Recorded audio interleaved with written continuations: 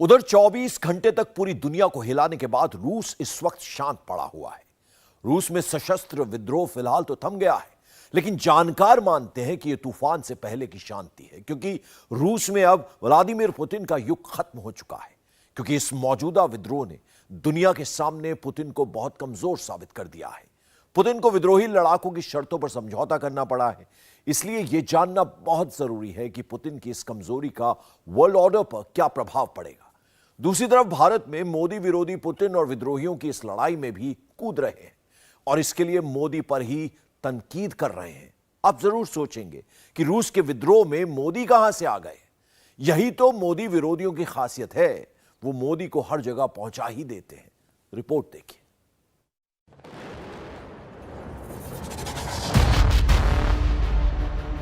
जिसने यूक्रेन को बर्बाद कर दिया, यूक्रेन के कई शहरों का नाम इतिहास से ही मिटा दिया।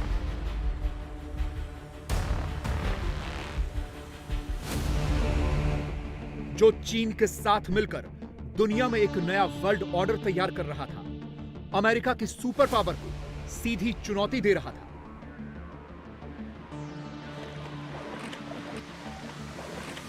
जो पूरी दुनिया में खुद को एक मजबूत राष्ट्रपति के तौर पर प्रोजेक्ट करता था, जो राष्ट्रपति होते हुए समंदर में मछली पकड़ता था, तैरता था, घुड़सवारी करता था।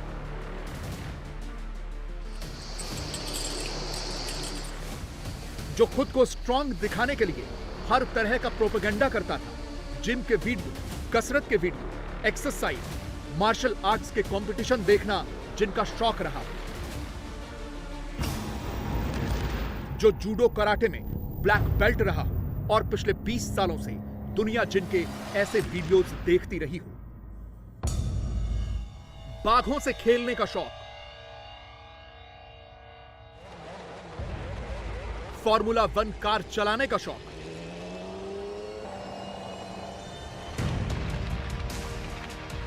आइस हॉकी खेलने का शौक।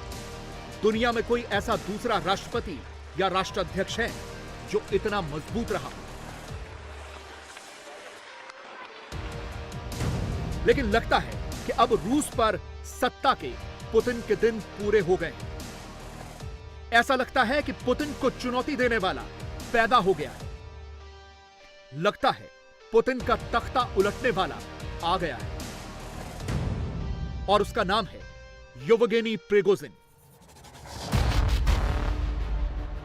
48 घंटे पहले तक दुनिया में कोई भी येवगेनी प्रिगोजिन का नाम नहीं जानता था, लेकिन सिर्फ 1.5 दिन में ही वो पूरी दुनिया में मशहूर हो गया, क्योंकि उसने सीधे रूस के राष्ट्रपति व्लादिमीर पुतिन को चुनौती दी। सीधे पुतिन को बता दिया है कि तानाशाही और दादागिरी का अंत एक दिन जरूर हो जाता है। येवगेनी प्रिगोजिन ने पूरी दुनिया के सामने व्लादिमीर पुतिन को एक्सपोज कर दिया।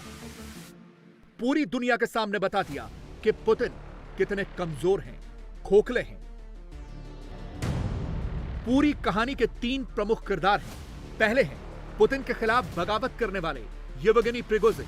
दूसरे हैं रूस के राष्ट्रपति व्लादिमीर पुतिन, जिनकी बहुत बड़ी हार हुई है। और तीसरे हैं बेलारूस के राष्ट्रपति अलेक्जेंडर लुकाशेंको, जिन्होंने एक डील करवाई है। डील क्या है और समझौता क्या हुआ है, ये आपको बताएंगे, लेकिन उससे पहले आप वो तस्वीरें देखिए जिनकी वजह से रूस के राष्ट्रपति व्लादिमीर पुतिन समेत मॉस्को के 1.25 करोड़ लोग बीती रात सो नहीं पाए। यह है रूस के दक्षिण का शहर रोस्टोव, जो रूस की राजधानी मॉस्को से 1000 किलोमीटर दूर है। शनिवार की सुबह प्रिगोजिन की प्राइवेट आर्मी ने रोस्टोव के मिलिट्री हेडक्वार्टर पर कब्जा किया और ऐलान कर दिया कि वो मॉस्को पर हमला करने के लिए जा रहे हैं। इसके बाद प्रिगोजिन की प्राइवेट आर्मी ने मॉस्को की तरफ कूच करना शुरू कर दिया। ये तब की तस्वीरें हैं जब रोस्टोव शहर से प्रिगोजिन अपने लड़ाकों के साथ निकल रहा था। प्रिगोजिन को लोग चीयर कर रहे थे, उनसे हाथ मिला रहे थे। जैसे ही मॉस्को को यह खबर मिली, तुरंत हंगामा मच गया। पूरे देश में तहलका हो गया।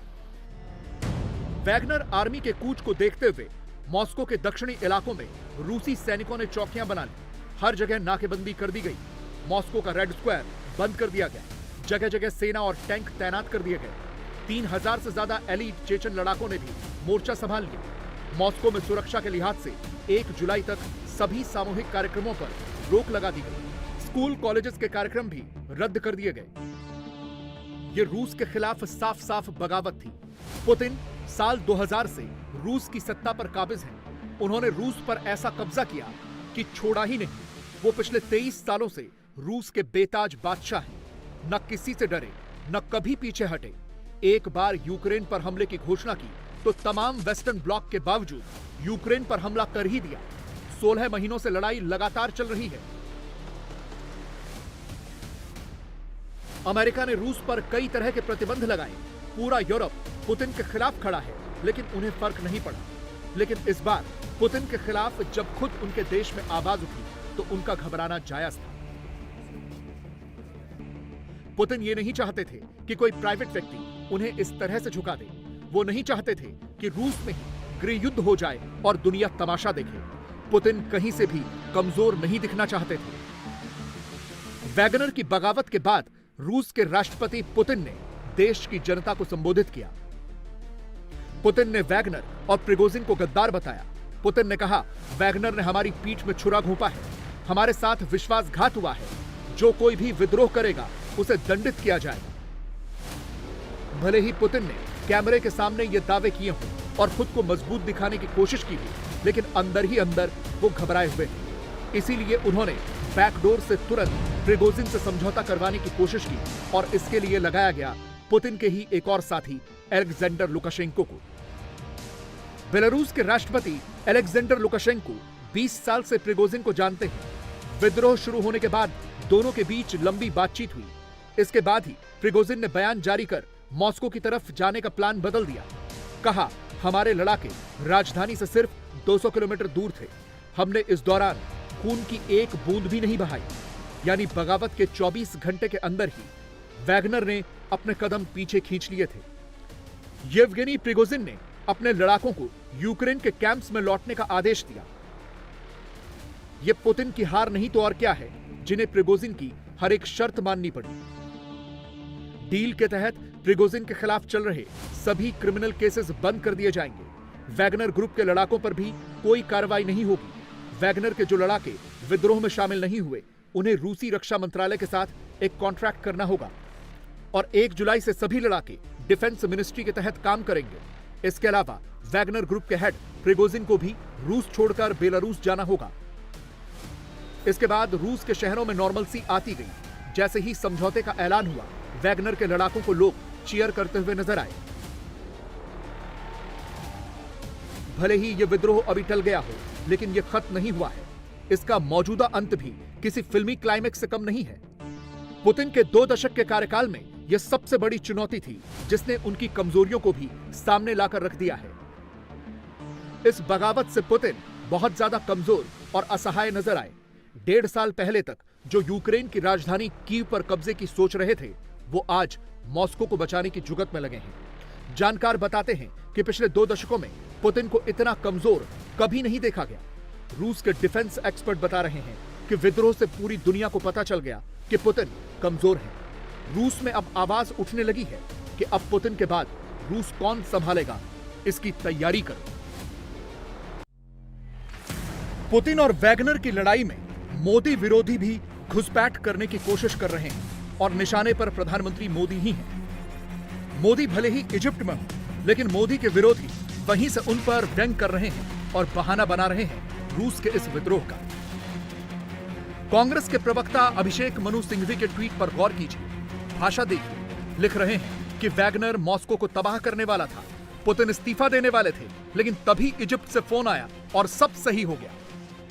सिंघवी साहब के ही एक और साथी हैं पवन खेड़ा। ये भी कांग्रेस के प्रवक्ता हैं। इन्होंने लंबा चौड़ा ज्ञान लिख दिया। अब ये ज्ञान दे रहे हैं कि भारत को रूस से अपने तेल का इंपोर्ट कम करना चाहिए, क्योंकि रूस कमजोर हो रहा है। वैगनर समूह के प्रमुख से डील करके भले ही पुतिन ने फेस सेविंग करने की कोशिश की हो, लेकिन वो दुनिया में एक्सपोज हुए हैं। उनकी कमजोरी दुनिया को पता चली है। रूसी राष्ट्रपति अपने दुश्मनों, रूसी लोगों और अपनी सेना के सामने कमजोर दिख रहे हैं।